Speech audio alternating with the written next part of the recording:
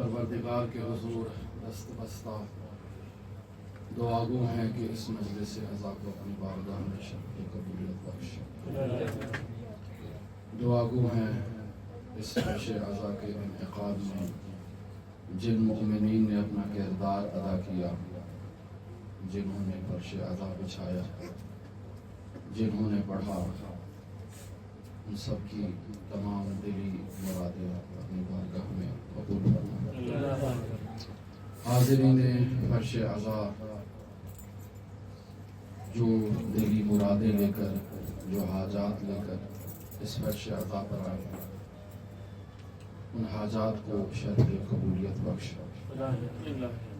پروردگار کے حضور دعا گو ہیں جو مؤمنین بیمار ہیں اور اپنی بیماری کے لیے اس فرش عزا میں موجود حاضرین کو دعا کا کہتے ہیں کہ وہ اس فرش عزا پر جا کر ان کے لیے دعا کریں کہ خدا انہیں بھی یہ سعادت نصیب کرے کہ وہ فرش عزا پر حاضر ہوں اور عزاداری کریں. خدایا اس فرش عزا کے صدقے ان تمام بیماروں کو شفائے کاملہ عاجلہ کلی عطا فرما. تمام وہ عقیدت مند، وہ چاہنے والے جو صاحب العصر والزمان کے انتظار میں بیٹھے ہیں، صاحب العصر والزمان کا انتظار کر رہے ہیں اور صاحب العصر والزمان کے ظہور کے لیے دعا کرتے ہیں، فرش عزا پر بیٹھ کر صاحب العصر والزمان کو ان کے جد کا پرسہ دیتے ہیں. پروردگار ان کی دلی مرادوں کو پورا فرماتے ہوئے صاحب العصر والزمان کے ظہور میں تعجیب فرما. ہم سب کو حضرت صاحب العصر والزمان کے اصحاب و اعوان و انصار میں شمار فرما. حضرت کے قدموں میں جام شہادت نوش فرمانے کی توفیق عطا فرما. اس مجلس کی اور اپنی دعاؤں کی قبولیت کے لیے درود پڑھیں. اللہم صل علی محمد. استغفر اللہ ربی و اتوب الیہ. اعوذ باللہ من الشیطان اللعین الرجیم. بسم اللہ الرحمن الرحیم.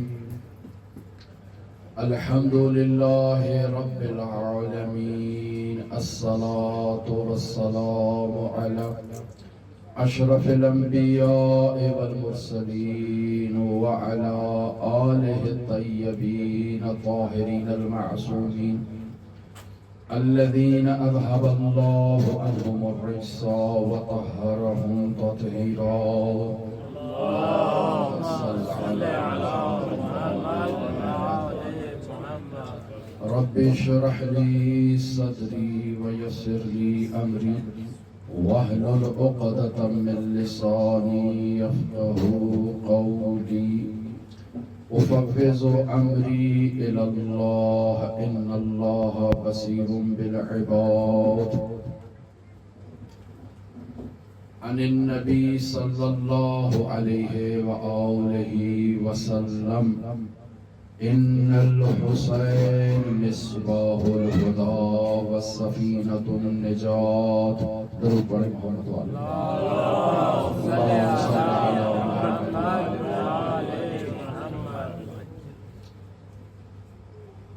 رسول خدا اس حدیث قدسی کو بیان فرماتے ہیں کہ بے شک حسین ہدایت کا چراغ اور نجات کی کشتی ہے. جو اس کشتی پر سوار ہو گیا وہ نجات پا گیا، جو اس کشتی پر سوار ہو گیا وہ ہدایت پا گیا. جس نے اس کشتی سے تمسک اختیار کیا، متمسک ہوا اس کشتی سے، وہ اپنی منزل مراد پر پہنچ گیا. انسان کا حسین ابن علی سے رابطہ ہونے کی دیر ہے، اس کی نجات یقینی ہے. کوئی شخص کائنات میں ایسا نہیں جو فرش عزا پر حسین ابن علی سے متمسک ہو اور اپنی نجات نہ پانے کا شکوہ کرے۔ حسین ابن علی کی نجات یقینی ہے۔ اسی لیے مشابہ احادیث میں جہاں سفینۃ النجات کا ذکر آتا ہے وہاں حسین ابن علی کی کشتی کے لیے اوسا اور اسرا کا لفظ استعمال کیا گیا ہے۔ نحن سفن النجات کلنا سفن النجات ولکن السفینۃ جد الحسین اوسا واسرا وفی لجج البحار اسرا۔ مختلف الفاظ ہیں جو لسان معصومین علیہ السلام میں جاری ہوئے۔ لہذا انسان حسین ابن علی سے تمسک کر کے رابطہ قائم کر کے نجات حاصل کر سکتا ہے۔ حسین ابن علی سے رابطہ قائم کرنے کا جو طریقہ کار ہے اس پر ہم نے ان ایام عزا میں عشرہ محرم میں تفصیلی گفتگو کی کہ انسان کیسے حسین ابن علی سے رابطہ قائم کر سکتا ہے۔ آج ایک حدیث آپ کی خدمت میں بیان کرنا تھی، مقصود تھا، نہیں معلوم یہاں کتنا مجالس عزا کا زمان ہے۔ راوی حدیث ہے یونس بن زبیان، ایک راوی ہے حضرت امام جعفر صادق علیہ السلام کے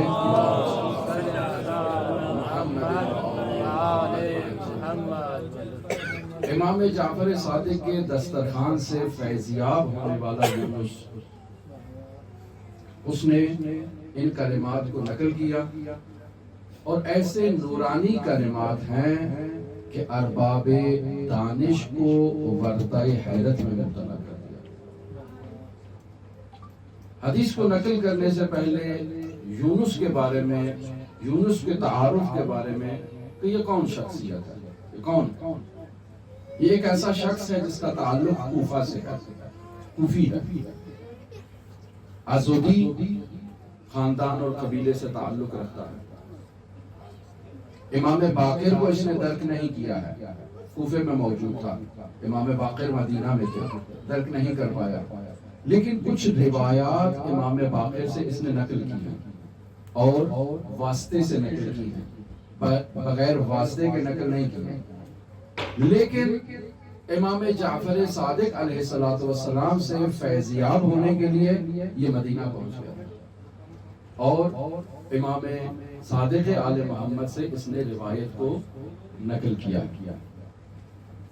اس شخص کی تمام زندگی کوفہ میں گزری ہے اور کچھ وقت اس کا مدینے میں امام صادق کے پاس گزرا ہے۔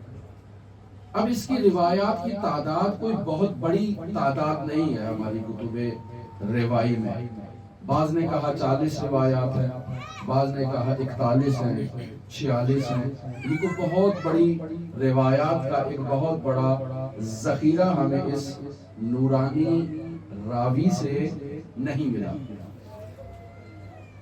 اور اکثر یہ مسائل ہوتے ہیں کہ حضرات ائمہ معصومین کے وہ افراد جنہیں اصحاب خاص کہا جائے، جنہیں اصحاب سر کہا جائے، جنہیں رازدار صحابی کہا جائے، ان کی جانب سے نقل ہونے والی احادیث کا ذخیرہ زیادہ نہیں ہوا کرتا، چونکہ ان کے سپرد اسرار کیے جاتے ہیں، راز کی باتیں ان کے سپرد کی جاتی ہیں اور ان راز کی باتوں کو انہوں نے اپنے سینے میں ذخیرہ رکھنا ہوتا ہے، سنبھال کے رکھنا ہوتا ہے۔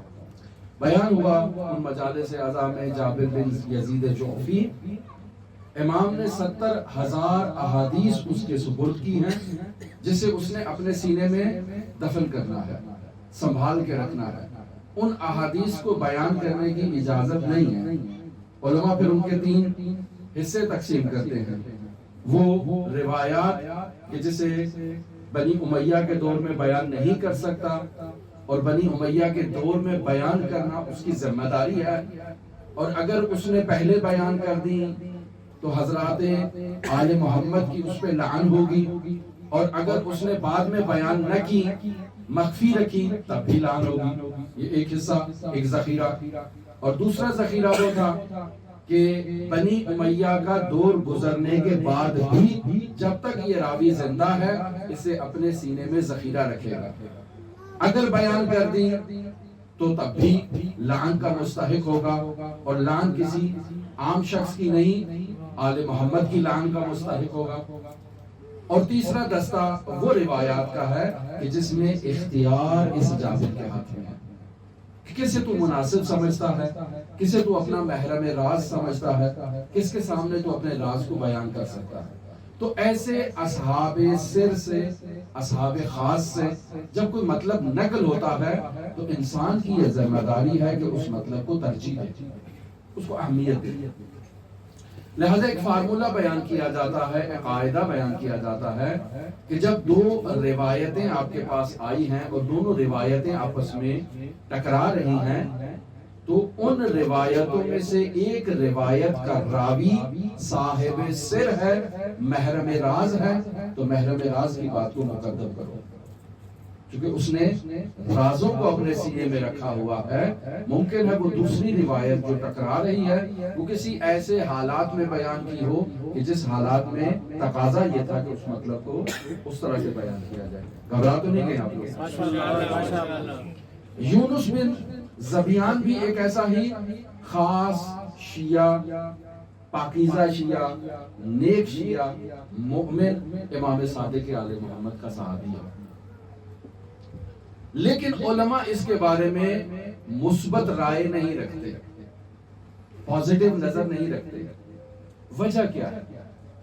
آج بھی آپ اپنے معاشرے میں، اپنے دور میں دیکھ لیں، ابھی مولانا بھی اشارہ کر رہے تھے کہ وہ بات جو میرے مزاج کے مطابق نہیں ہے، اگر کسی کے لبوں سے وہ بات جاری ہو جائے تو میں اس کو برداشت نہیں کروں گا، فوراً اس پر حملہ آور ہو جاؤں گا، فوراً اس کے خلاف ایک محاذ کھڑا کر دوں گا، فوراً اس کے خلاف پروپیگنڈا شروع کر دوں گا، اور آج کے ہمارے معاشرے میں فوراً اس کے اوپر غالی کا ٹائٹل آویزہ کر دوں گا کہ یہ تو شخص غالی ہے، یہ تو شخص قذاب ہے۔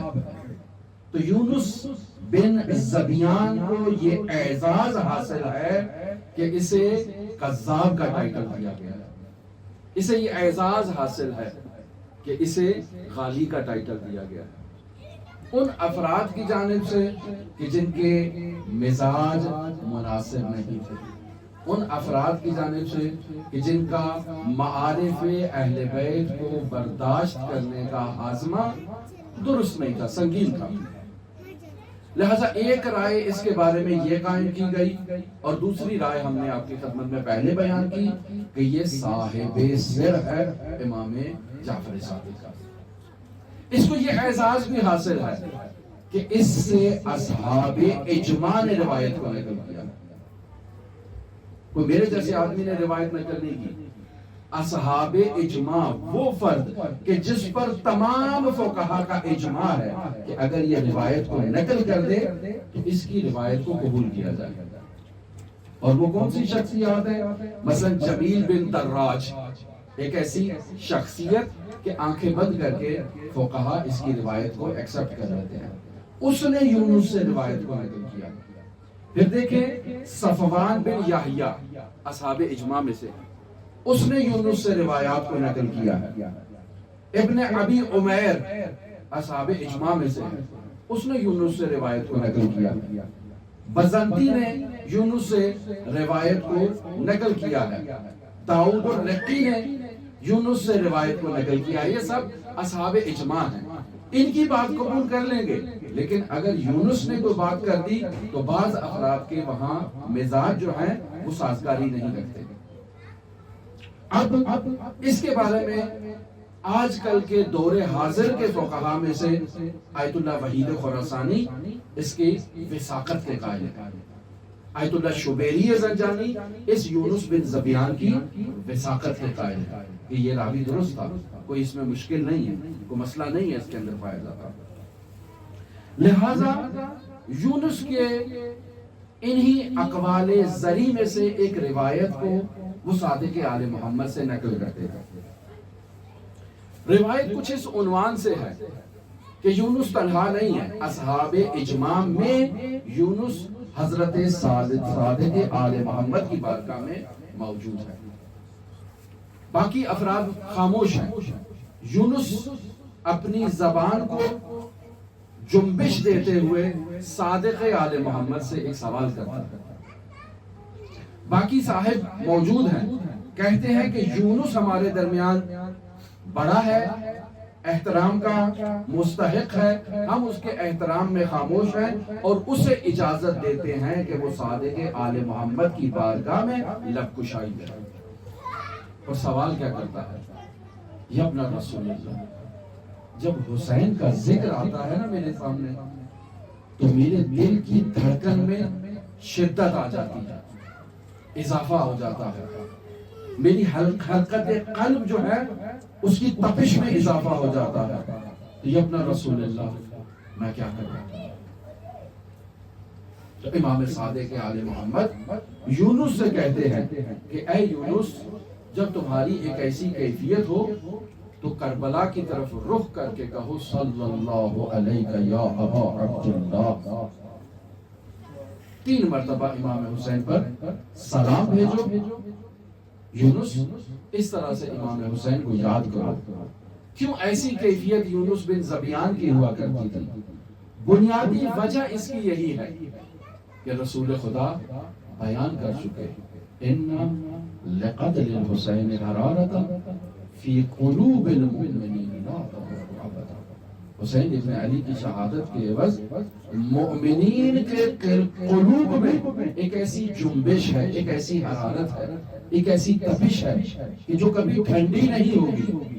لہذا یونس، جب تمہارے اندر ایک ایسی کیفیت ایجاد ہو جسے ہم جذبے کی کیفیت سے تعبیر کر کے آئے ہیں اپنی گفتگوؤں میں، ایک کشش ہے جو حسین ابن علی کا نام سننے سے، حسین ابن علی کی جانب سے یونس کے قلب مطہر میں ایجاد ہوتی ہے اور ایک حرارت میں اضافہ ہوتا ہے، اور صادق آل محمد اس کو وظیفہ دے رہے ہیں کہ کربلا کی طرف رخ کر کے کہو صلی اللہ علیہ یا ابا عبداللہ۔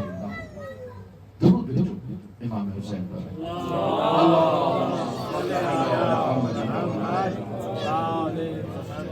لہذا سید الشہداء امام عالی مقام وہ ہستی ہیں کہ جس ہستی کی زیارت کے لیے ہر شخص تڑپتا ہے، خواہش رکھتا ہے، مؤمن ہے۔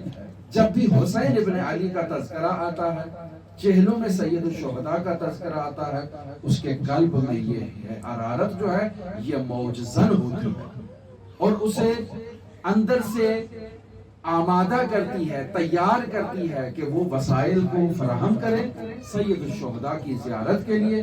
چہلوں میں سید الشہداء کی غرض سے، نیت سے، مقصد سے مؤمن کی علامات پر عمل کرتے ہوئے، مؤمن بنتے ہوئے 40 کی زیارت حسین ابن علی کے حرم میں جا کر کریں۔ ایسا ہی ہوتا ہے، ہر کسی میں یہ حرارت ہوتی ہے، اس کے آداب ہیں۔ یوں ہی انسان کو اجازت نہیں دی گئی کہ حسین ابن علی کے حرم مطہر میں داخل ہو جائے۔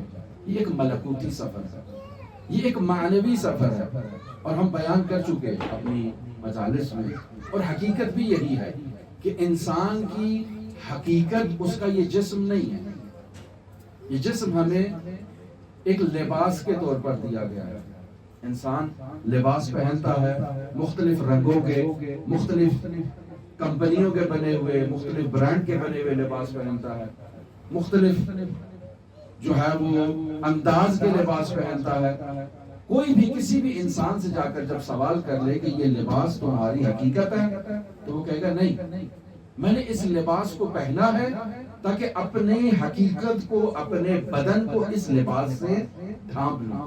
بس یہ لباس انسان کی حقیقت کو، یعنی انسان کے جسم کو ڈھانپنے کا ایک ذریعہ ہے۔ اسی طرح انسان کی حقیقت جو اس کی روح ہے، جو اس کا باطن ہے، اس روح کو اس لباس بدن نے، جسم نے مخفی کر رکھا ہے، اور در واقع روح نے انسان کو اپنی آغوش میں لے رکھا ہے۔ اور وہ انسان کی حقیقت ہے. اور انسان جب بھی کسی چیز سے رابطہ قائم کرنا چاہتا ہے تو اپنی اس حقیقت سے اگر رابطہ قائم کرے گا تو وہ رابطہ دیر پا ہوگا، پائیدار ہوگا، اس میں دوام ہوگا، اس میں تر و تازگی رہے گی، اس میں کبھی قدیم ہونا یہ صادق نہیں آئے گا، وہ کبھی قدیم نہیں ہوگا رابطہ. وہ عشق کی حرارت ہمیشہ تر و تازہ رہے گی، ہمیشہ وہ بیدار رہے گی، اور ہمیشہ اس عاشق کو اس معشوق کی طرف کھینچتی چلی جائے گی. اور انسان کی ذمہ داری ہے کہ اس اپنے حقیقی بعد کو اور اپنے حقیقی پہلو کو مضبوط رکھے. گھبرا تو نہیں گئے؟ بس حسین ابن علی کی زیارت کے لیے جب انسان نے جانا ہے تو انسان نے اپنے باطن سے رابطہ کرنا ہے حسین ابن علی کے ساتھ.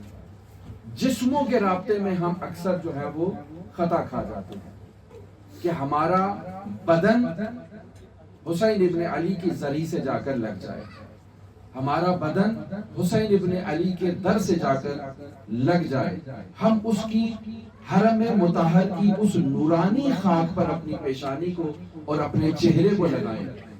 یہ سب عالی ہیں، اس سب میں نور ہے، اس کی حقیقت سے کوئی انکار نہیں کر سکتا ہے. لیکن حقیقت یہ ہے کہ انسان اپنے باطن کو حسین ابن علی کے باطن سے اگر متصل کر لے تو یہ انسان عرشی انسان بن جائے. ہم صرف انہی چیزوں میں ہیں، اور بعض افراد تو ان چیزوں سے بھی غافل ہیں. دیکھتے ہیں آپ امام رضا علیہ السلام کی بارگاہ میں موجود ہیں، موبائل کا نمبر ملایا ہے اور فلاں شہر کے آدمی کو کہہ رہے ہیں کہ میں یہاں موجود ہوں، تم نے اگر زیارت کرنی ہے تو زیارت کر لو، تم نے اگر دعا کرنی ہے تو دعا کر لو. مجھے اس نورانی حرم میں پہنچ کر یہ فکر ہے کہ اس کا رابطہ قائم ہو جائے. خود غافل، خود کا رابطہ قائم نہیں ہو رہا، اور اس فکر میں بھی نہیں ہوں کہ میں امام رضا کی بارگاہ میں موجود ہوں اور مجھے امام رضا کی زیارت ہی نصیب نہیں ہو رہی. وہ نورانی زیارت، وہ حقیقی زیارت کہ جس میں میں خود علی ابن موسیٰ رضا کو اس نورانی ذریعہ اطہر کے اندر مشاہدہ کروں کہ حضرت کیسے اپنے عزاداروں پر، کیسے اپنے زائرین پر دست شفقت کو پھیرتے ہیں. حقیقت ہے یہ نہیں. شیخ حسن علی نخودگی اصفہانی کہتے ہیں بہت عرصہ ہو گیا زندگی گزار لی مشہد میں، اب چلتے ہیں شاہ نجف کی بارگاہ میں، بہت اب یہاں زیارت کر لی ہے، اب وہاں چلتے ہیں، وہاں سے فیضیاب ہوتے ہیں. لیکن امام رضا کو یہ بات پسند نہ آئی، یہ قبول نہیں تھا کہ نخودگی امام رضا کی بارگاہ کو چھوڑ کر جائیں. لہذا کہتے ہیں کہ میں حرم مطہر امام رضا کی ایک ایسی کیفیت کو مشاہدہ کرتا ہوں کہ امام علی ابن موسیٰ رضا کے حرم مطہر میں صحن انقلاب میں تمام خدام میں ایک ہلچل مچ گئی. امام علی ابن موسیٰ رضا کا منبر لگایا جا رہا ہے اور اعلان کیا جا رہا ہے کہ جس نے علی ابن موسیٰ رضا کی زیارت کرنی ہے وہ انتظار کرے، حضرت ابھی اپنی مسند پر جلوہ افروز ہوں. کہتا ہے میں دیکھتا ہوں کہ یہ کیا کیفیت ہے، اور دیکھا تو امام علی ابن موسیٰ رضا تشریف لائے ہیں اور اپنی مسند پر تشریف فرما ہے، اور خدام نے حرم کے دروازوں کو کھول دیا ہے.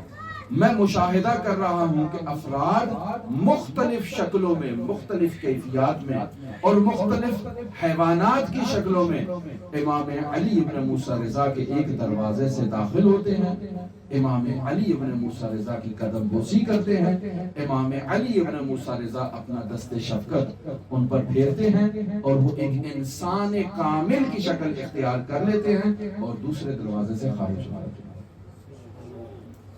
تو نخودگی کہتے ہیں کہ میں اس کیفیت کو مشاہدہ کر کے کہ علی ابن موسیٰ رضا وہ رؤوف امام ہے کہ جو ہر طرح کے حیوان کو دست شفقت پھیرتا ہے اور اسے ایک انسان کامل کی صورت میں اپنے حرم سے خارج کر رہا ہے، میں اس کامل امام کی بارگاہ کو چھوڑ کر کیسے جا سکتا ہوں؟ ارادہ ترک کر دیتا ہوں. تو بس انسان نے اپنی حقیقت کو اس حقیقت سے رابطے میں لانا ہے اور اس حقیقت سے رابطہ قائم کرنا ہے. کیا کرے؟ آداب بیان کیے گئے ہیں. کہا جاتا ہے کہ جب آپ حسین ابن علی کی زیارت کے لیے جائیں تو فرات سے غسل کریں. البتہ بعض روایات ایسی بھی ہیں کہ انسان جیسے جائے اسی حالت میں، اسی پریشان حالت میں، اسی لباس میں، جو لباس نہیں معلوم کتنے دنوں سے اس نے زیب دن کر رکھا تھا، جس میں اس کے پسینے کی بھی مہک موجود تھی. بعض روایات میں ہے کہ انسان اسی شوریدہ حالت میں، اسی پریشان حالت میں حسین ابن علی سے رابطہ قائم کرے تاکہ حسین ابن علی کا عزادار زائر اس کیفیت میں حسین ابن علی سے جا کر حسین ابن علی سے نور اخذ کرے. بعض روایات میں یہ ہے کہ فرات سے غسل کرے. لیکن ان روایات تھوڑا آگے تشریف لے آئیں، تھوڑا آگے تشریف لے آئیں. محمد وعلى محمد صلى الله اللهم صل على محمد وآل محمد وعجل. ان روایات کو جمع کیا جا سکتا ہے، ملایا جا سکتا ہے، دونوں پر عمل کیا جا سکتا ہے. انسان جب پہلی مرتبہ زیارت کے لیے آ رہا ہے، دور دراز کا سفر کر کے آیا ہے، تو اسی کیفیت میں سید الشہداء کی بارگاہ میں حاضری دے، اور جب دوبارہ شرف یاب ہونا چاہتا ہے تو اب فرات سے غسل کر لے. کیا حرج ہے؟ دونوں کو جمع کیا جا سکتا ہے، ہم دونوں روایات پر عمل کر سکتے ہیں. خوب، اب غسل کیا، اس کے بعد کیا کریں؟ اس کے بعد انسان اپنا پاکیزہ لباس پہنے. یہ سب علامات ہیں انسان کے بدن کو تیار کرنے کے لیے کہ انسان اس حسین ابن علی کی بارگاہ میں جا رہا ہے کہ جس حسین ابن علی کے پاس پینے کو پانی نہیں تھا، اس حسین ابن علی کی زیارت کے لیے جا رہا ہے، لیکن غسل کر کے جا رہا ہے. اس حسین ابن علی کے پاس اس کی بارگاہ میں جا رہا ہے کہ جس حسین ابن علی نے نہیں معلوم کب سے کب تک وہ لباس پہنا، اور بالخصوص عاشور کے دن وہ پرانا ترین لباس زیب تن کیا، اس کی بارگاہ میں جا رہا ہے. ایک مناسبت ایجاد ہو حسین ابن علی کے ساتھ کہ انسان اپنا لباس مرتب کرے، اور پھر انسان تمام راستہ جو حسین ابن علی کی زیارت کے لیے جا رہا ہے تسبیح کرے. سبحان اللہ، سبحان اللہ، یہ تسبیح ہے. پھر انسان تکبیر کہے، اللہ اکبر، اللہ اکبر، اللہ اکبر. یہ راستے کی کیفیت ہے. پھر انسان حمد کرے، الحمدللہ، الحمدللہ. یہ سب اذکار ہیں جو بیان کیے گئے ہیں روایات میں. پھر تحلیل کرے، لا حول ولا قوة الا باللہ العلی العظیم. حسین ابن علی کی بارگاہ میں جا رہا ہے. کثرت سے درود پڑھے، اللہم صل علی محمد وآل محمد، اور کثرت سے سلام کرے، السلام علیکہ یا ابا عبداللہ. وہ نجف سے چلا ہے، یہ 3 دن کا سفر ہے، مسلسل انسان کا سفر. ان اذکار سے اس کا لبھائے مبارک جو ہیں، ایک زائر کے مبارک لب ہیں، ان سے یہ مبارک اور نورانی کلمات جانا ہونا چاہیے. اور پھر جب انسان حسین ابن علی کے حرم کے قریب پہنچے تو اب اس کو حکم دیا گیا ہے کہ اپنے جوتے اتار کر سائڈ پہ رکھ دو. فَخْلَعْ نَعْلَيْكَ یا موسیٰ جوتے اتار دو، فَإِنَّكَ بِالْوَادِ الْمُقَدَّسِ، اب تو مقدس بارگاہ. حسین ابن علی کے حرم میں آئے ہو، یہ کوئی معمولی بارگاہ نہیں ہے، یہ حرم الہی ہے. اور اس حرم الہی میں ایک زائر کو دنیا کے ساتھ نہیں آنا ہے. وہاں اہتمام کیا جاتا ہے، جوتے باہر اٹھوا دیے جاتے ہیں، زائرین سے موبائل لے لیے جاتے ہیں، یہ دنیا کی علامت ہے. ہم وہاں ویڈیو بنانے کے لیے تو نہیں جا رہے، وہاں کسی کو کال کرنے کے لیے تو نہیں جا رہے، کسی دور دراز شخص کے لیے رابطہ قائم کرنے کے لیے تو نہیں جا رہے کہ کال ملائے وہ امام حسین کی زیارت کر رہے. یہ سب نعلین ہے کہ جسے باہر اتار دینا ہے. انسان خالص ہو کر حسین ابن علی کی بارگاہ میں جائے. جب انسان خالص ہو کر ان آداب کی رعایت کرتے ہوئے اپنے ظاہر کو تیار کرے گا تو انسان کا صرف ظاہر تیار نہیں ہوگا، انسان کا ملکوت بھی اس کے ساتھ آمادہ ہوتا جائے گا. ہر عمل، ہر ذکر سے انسان کی روح جو ہے وہ ملکوتی ہوتی جائے گی. انسان کی روح جو ہے اس کو نورانیت ملتی جائے گی. اب ایسے میں جب انسان تیار ہو کر حسین ابن علی کے حرم کے قریب پہنچے گا، جیسے ہی امام حسین کے گنبد پر اس کی نظر پڑے گی اس کی آنکھیں وضو کر لیں گی۔ اور انسان کی ایک ایسی کیفیت ہوگی کہ انسان خود سے بے خود ہو جائے گا۔ اس کیفیت کو، اس آنسوؤں کی کیفیت کو جذبہ حسین ابن علی کی کیفیت کہا جاتا ہے۔ یقیناً آپ لوگوں نے اس کیفیت کو مشاہدہ کیا ہے۔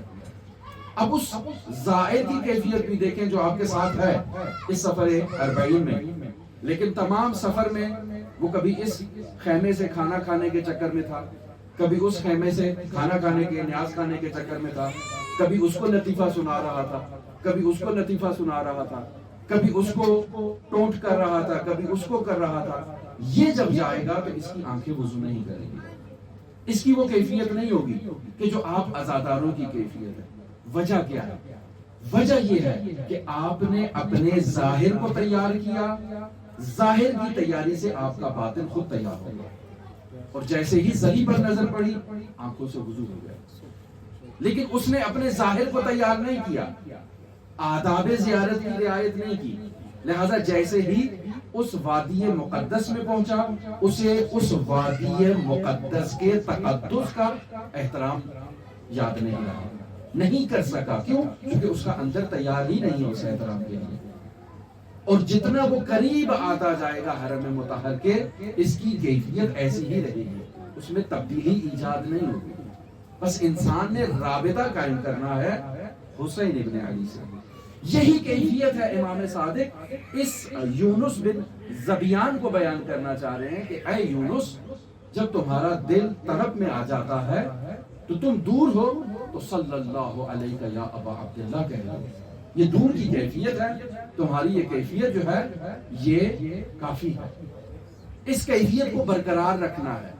ہم مجالس اعزاء میں آتے ہیں، عشرہ محرم کا انعقاد کرتے ہیں، سینہ کوبی کرتے ہیں، سینہ زنی کرتے ہیں، زنجیر زنی کرتے ہیں، جو بھی کرتے ہیں اپنے خلوص کا اظہار حسین ابن علی سے کرتے ہیں، اپنے باطن کو حسین ابن علی سے ملانے کی کوشش کرتے ہیں۔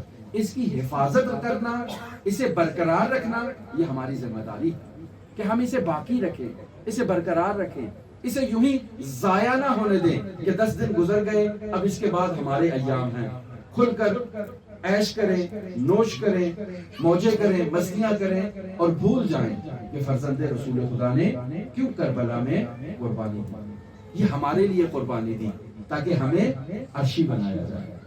ہم کب تک اس فرش پر بیٹھ کر، اس خاک پر بیٹھ کر خاکی انسان بنیں گے؟ وہاں سے نوری ہستیاں آتی ہیں حسین ابن علی کے حرم مطہر سے آ کر نور کو کسب کرتی ہیں، نورانی تر ہونے کی کوشش کرتی ہیں، اور ہم حسین ابن علی کے اس فرش نور سے ہو کر بھی بعد میں اسی کیفیت میں، اسی تنزلی میں، اسی بستی کی طرف لوٹ جائیں۔ یہ ہماری خود کے ساتھ زیادتی ہے، لہذا ہمیں اپنی اس حالت کو تبدیل کرنا ہے۔ میں اس کلمات کو جو امام جعفر صادق نے یونس بن زبیان کو تعلیم دی ہے ان کلمات کی طرف آتا ہوں۔ امام صادق فرما رہے ہیں کہ جب تم تمام کیفیتوں سے جو بیان ہو چکی، ایک زائر نے کیسے حسین ابن علی کی بارگاہ میں جانا ہے، ان کیفیتوں سے جب تم گزر چلو اور پہنچ جاؤ تو امام حسین کو ان الفاظ سے سلام کرو۔ تمام روایت کو مختصر کر کے آخری 3-4 سلام آپ کی خدمت میں بیان کرتا ہوں۔ کہو السلام علیک یا حجت اللہ وابن حجت، میرا سلام ہو آپ پر اللہ کی حجت اور اللہ کی حجت کے فرزند اور لخت جگر۔ یہ وہ اعزاز ہے کہ جو آپ امام علی ابن موسیٰ رضا کے حرم میں بھی جائیں نا تو امام رضا کو اسی انداز میں مخاطب کر سکتے ہیں، السلام علیک یا حجت اللہ وابن حجت۔ امام رضا اللہ کی حجت ہیں اور اللہ کی حجت کے لخت جگر ہیں، امام موسیٰ کاظم کے فرزند ہیں۔ اگر آپ امام جواد کی بارگاہ میں جاتے ہیں، امام محمد تقی کی بارگاہ میں جاتے ہیں تو وہاں بھی ان کلمات کو کہہ سکتے ہیں، السلام علیک یا حجت اللہ وابن حجت۔ یہ وہ کلمات ہیں جو مشترک ہیں ان مقدس اور معصوم ہستیوں میں، کسی کو بھی آپ ان کلمات سے مخاطب کر سکتے ہیں۔ لیکن اس کے بعد کے جو مراحل ہیں وہ مخصوص ہے سید الشہداء کے ساتھ۔ وہ اعزاز نہ تو رسول خدا کو حاصل ہے نہ علی مرتضیٰ کو حاصل ہے، نہ حسن مجتبیٰ کو حاصل ہے، اور نہ ہی زین العابدین کو حاصل ہے، نہ ہی علی ابن موسیٰ رضا کو حاصل ہے۔ وہ اعزاز کیا امام اس اعزاز کو بیان کر رہے ہیں، السلام علیک یا قتیل اللہ وابن قتیل، اللہ کی راہ میں قتل ہونا، اپنے خون جگر کو بہا دینا، یہ وہ اعزاز ہے جو علی ابن ابی طالب کو حاصل ہوا، اور حسین ابن علی کو اس سے بڑا اعزاز یہ حاصل ہوا کہ حسین ابن علی خود بھی قتیل اللہ ہے اور ان کا والد بھی اللہ کی راہ میں قتیل ہوا۔ یہ اعزاز امام حسین کو حاصل ہے۔ امیر المومنین کی بارگاہ میں جا کر آپ ایسے نہیں کہہ سکتے کہ میرا سلام ہو اس علی مرتضیٰ پر جو اللہ کی راہ میں قتیل ہوا اور اس کا باپ بھی قتیل، نہیں، حضرت ابو طالب اللہ کی راہ میں قتیل واقع نہیں ہوئے، خون جگر نہیں بہایا انہوں نے۔ یہ اعزاز ائمہ معصومین میں امام علی کو حاصل ہے اور امام حسین کو حاصل ہے کہ انہوں نے اپنا خون بہایا ہے۔ علی مرتضیٰ کے سر پر شمشیر سے ضرب لگی اور حسین ابن علی کے سینے پر ان کا جو پاکیزہ ترین خون ہے وہ بہایا گیا۔ باقی تمام ائمہ معصومین کو ظاہر جفا سے شہید کر دیا گیا۔ یہ کلمہ مخصوص ہے امام حسین کے ساتھ۔ اور پھر دوسرا، السلام علیک یا صار اللہ وابن صالح، اے وہ ہستی، اے وہ ذات جس کے خون کا انتقام لینا اللہ کی ذمہ داری ہے، اور اس ہستی کا بیٹا ہے کہ جس کے خون کا بدلہ بھی صرف اللہ ہی نے لینا ہے۔ یہ وہ کلمات ہیں کہ جو حسین ابن علی کے ساتھ مخصوص ہیں۔ اور پھر اس کے بعد السلام علیک یا وطر اللہ موضوع فی السماوات والارض، میرا سلام ہو اس ہستی پر جو وطر اللہ ہے، جو تنہا ہے، جو فرد وحید ہے اس عالم میں، کہ جسے یہ اعزاز حاصل ہے کہ وہ اللہ کا وطر ہے، اور موضوع ہے یعنی تعبید کے لیے، یا موضوع ہے کہ جس کے خاندان کے باقی افراد بھی اس کے ساتھ اللہ کی بارگاہ میں جنہوں نے اپنے خون جگر کو بہایا ہے۔ یہ وہ مختصات ہیں، یہ وہ خاص چیزیں ہیں کہ جو حسین ابن علی کو حاصل ہیں، یہ اعزازات ہیں جو حسین ابن علی کو حاصل ہیں۔ اور پھر اس کے بعد امام جعفر صادق ایک ایسا جملہ تعلیم کر رہے ہیں یونس بن زبیان کو کہ اس جملے نے ایک ایسا انقلاب برپا کیا، ایک ایسا تحول ایجاد کیا ہے کہ جس انقلاب کو سمجھنے کے لیے انسان کو عرفان ازا کو درک کرنا ہوگا، وگرنہ کہے گا کہ یہ غلو ہے، یہ ناممکن ہے، یہ ہو نہیں سکتا، یہ محالات عقلی میں سے ہے۔ کیوں؟ کیونکہ ایسا جملہ امام صادق نے بیان کر دیا کہ ارباب دانش برتائے حیرت میں مبتلا کہ یہ کیسے ہو سکتا۔ اور وہ جملہ کیا ہے؟ اشہد ان دمک سکن فی الخلد، اے حسین ابن علی میں گواہی دیتا ہوں کہ تیرے جسم اطہر کا پاکیزہ خون خلد میں داخل ہے۔ خلد عالم مادہ سے تعلق نہیں رکھتی ہے، اس میں مادیات نہیں ہے، وہ مجردات کی دنیا ہے۔ وہاں اس عالم مادہ سے پاکیزہ خون کا جس کا تعلق عالم مادہ سے ہے، اس کا اٹھ کر اس خلد بری میں چلے جانا یہ انقلاب ہے۔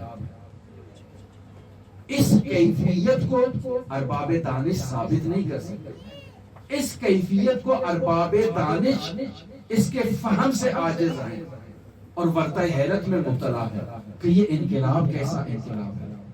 وہ جگہ جو عالم ملکوت سے تعلق رکھتی ہے، وہ جگہ جو عالم مجردات سے تعلق رکھتی ہے، جس میں اس عالم مادہ سے تعلق رکھنے والی کوئی چیز موجود نہیں ہے، وہاں حسین ابن علی کا خون کیسے پہنچا؟ اور صرف حسین ابن علی کا، بعض روایات میں یہ ہے کہ اس خون میں اصحاب کا خون بھی شامل تھا، علی اکبر کا خون بھی تھا، علی اصغر کا خون بھی تھا، حتیٰ جون کا خون بھی شامل تھا۔ اور باقاعدہ اس کے لیے روایات آپ دیکھیں، ام المومنین ام سلمہ کی روایت دیکھ لیں، یا ابن عباس کی روایت کو دیکھ لیں کہ رسول خدا اس شیشی کو، اس قارورہ کو کربلا سے خون سے لے کر گئے اور بیان کیا کہ اس قارورہ کو اور اس شیشی کو میں نے عرش میں جا کر رکھنا ہے اللہ کے حکم سے. تو یہ وہ خون ہے جس کی طرف اشارہ کیا جا رہا ہے کہ اشہد انک دمک سکن فی الخلد، میں گواہی دیتا ہوں کہ آپ کا خون خلد کے اندر جا کر ساکن ہوا ہے. اور صرف ساکن نہیں ہوا، وہاں ساکن ہونے سے ایک عجیب کیفیت طاری ہوئی ہے. فرما رہے ہیں وَقْشَعَرَّتْ لَهُ أَذِلَّةَ الْعَرْشِ، جب یہ خون وہاں پہنچا تو عرش کی بنیادوں میں لرزہ تھا. اور پھر موقت نہیں ہے، یتا قیامت وہ عرش لرزتا رہے گا اس خون حسین بن علی کی بدولت. اور پھر امام صادق کیا فرما رہے ہیں وَبَقَى لَهُ جَمِيعُ الْخَلَائِقِ، ہر مخلوق نے حسین ابن علی پر گریہ کیا، ہر مخلوق حسین ابن علی کی عزادار بنی ہے. اور پھر اس کی وضاحت کر رہے ہیں وَبَقَتْ لَهُ السَّمَاوَاتُ السَّبْعُ، حسین ابن علی پر 7 آسمانوں نے گریہ کیا. وَالْأَرْضُونَ السَّبْعُ، 7 زمینوں نے حسین ابن علی پر گریہ کیا. صرف آسمان تھے، صرف زمینیں تھی؟ نہیں، صرف آسمان اور زمین تنہا موجود نہیں تھے. وَمَا فِيهِنَّ وَمَا بَيْنَهُمْ، جو کچھ بھی ان آسمانوں اور زمینوں میں تھا اس نے حسین ابن علی پر گریہ کیا. اور جو ان کے درمیان تھا، ایک آسمان اور دوسرے آسمان کے درمیان جو موجود تھی اس موجود نے بھی حسین ابن علی پر گریہ کیا. اور زمین کے طبقات میں جو موجودات تھی انہوں نے حسین ابن علی پر گریہ کیا. اور پھر فرماتے ہیں وَمَن يَتَقَلَّبُ فِي الْجَنَّةِ، وہ جو جنت میں تھا وہ بھی حسین ابن علی کے اس شہادت کی بدولت منقلب ہو گیا. صرف جنت میں موجود افراد منقلب ہو گئے نہیں، والنار، جو افراد جہنم کی تہوں میں موجود ہیں وہ بھی حسین ابن علی کی اس مظلومیت پر خاموش نہ رہے اور اس کو برداشت نہ کر سکے. اور پھر فرمایا وما یرا وما لا یرا، ہر وہ مخلوق اور موجود جو مشاہدہ کی جا سکتی ہے، جسے انسان اپنی آنکھوں سے دیکھ سکتا ہے، اس نے بھی حسین ابن علی پر عزاداری کی. اور وہ مخلوق جسے انسان اپنی آنکھوں سے نہیں دیکھ سکتا اس نے بھی حسین ابن علی پر گریہ کیا اور عزاداری کی. عزیزان، حسین ابن علی کی عزاداری کو معمولی عزاداری نہیں، حسین ابن علی کی شہادت کوئی معمولی شہادت نہیں ہے. ہمارے اندر مشکلات ہیں، گناہوں میں مبتلا ہیں، اس عالم کثرت، اس عالم مادہ میں گرفتار ہیں، ہماری آنکھیں نم نہیں ہوتی ہیں. لیکن حسین ابن علی کی عزاداری پر اگر انسان کی روح پاکیزہ ہے، خود بخود یونس بن زبیان کی طرح جب اس کے سامنے حسین کا تذکرہ ہوتا اس کی آنکھیں نمناک ہو جاتی، اس کا قلب حرارت حسین ابن علی کی شدت کو برداشت نہ کر پاتا. اور امام صادق کہتے کہ کربلا کی طرف رخ کر کے کہو صلی اللہ علیہ یا ابا عبداللہ، اے ابا عبداللہ آپ پر میرا سلام ہو. کون ابا عبداللہ؟ وہ ابا عبداللہ جو عاشور کے دن اپنے تمام عزیز و اقارب، تمام اصحاب، تمام انصار، تمام جانثاروں کو قربان کر چکا اللہ کی راہ میں. سب کو ایک ایک کر کے اپنے خیموں میں لے کر آیا، ان کے جسد کو لے کر آیا. اور اب وہ وقت آ گیا کہ حسین ابن علی تنہا ہے. حل من ناصر ینصرہ، ہے کوئی میری مدد کرنے والا؟ حل من مغیث یغیثنا، حل من ذاب یضب عن حرم رسول اللہ، کوئی ہے میری مدد کرنے والا؟ جب کوئی مدد کے لیے نہ آیا تو حسین ابن علی خود سوار ہوئے، اور کیسے سوار ہوئے اس کیفیت کو بیان نہیں کرتا۔ حسین ابن علی گئے میدان میں، اور حسین ابن علی نے اس شجاعت علویہ کا مظاہرہ کیا، ان لعینوں کو فی النار کیا جن لعینوں نے اکبر کو شہید کیا، اور جنہوں نے قاسم پر ظلم کیا، اور جنہوں نے آن و محمد پر ظلم کیا، حسین ابن علی کے سامنے ٹھہرنے کی کسی میں طاقت نہ تھی۔ حسین ابن علی کہتے تھے کہاں بھاگتے ہو، اور تم نے میرا اکبر مارا، اب کہاں بھاگتے ہو، اور میرے عباس کو مارا، اب کہاں بھاگتے ہو، اجرکم اللہ۔ اور جب ہاتف غیبی نے ندا دی، یا ایتھا النفس المطمئنہ ارجعی الی ربک راضیۃ مرضیہ، حسین ابن علی نے اپنی تلوار کو زمین میں گاڑا، تلوار کے سہارے حسین ابن علی دشت کربلا میں بیٹھ گئے، اپنی پیشانی کو تلوار کے سہارا دیا اور کہا انا للہ وَإِنَّا إِلَيْهِ رَاجِعُونَ رِضًا بِقَضَائِهِ وَتَسْلِيمًا لِعَمْرِهِ۔ حسین ابن علی کی پیشانی اطہر پر ایک شبین پتھر سے وار کیا، پیشانی نورانیہ سے خون جاری ہوا۔ حسین ابن علی نے اپنے دامن کو اٹھایا، اپنا خون اطہر اس پیشانی سے صاف کرنا چاہا کہ دوسرے لعین نے اور 3 شعبہ سین حسین ابن علی کے سینے میں پیوست کیا، جو پشت اطہر سے خارج ہوا۔ انا للہ وَإِنَّا إِلَيْهِ رَاجِعُونَ۔ حسین ابن علی نے اپنے ہاتھوں سے اس خون کو، اس پاکیزہ خون کو اپنے ہاتھوں میں لیا، آسمان کی طرف اچھالا، کوئی قطرہ واپس نہ آیا، وہ خلد بری کا ساکن ہو گیا۔ پھر دوبارہ حسین ابن علی نے اپنے ہاتھوں کو اس خون سے پر کیا، اپنی ریش اطہر کو خضاب کیا، اپنی زلفوں کو خضاب کیا، اور کہا نانا رسول کے پاس اس کیفیت میں جاؤں گا۔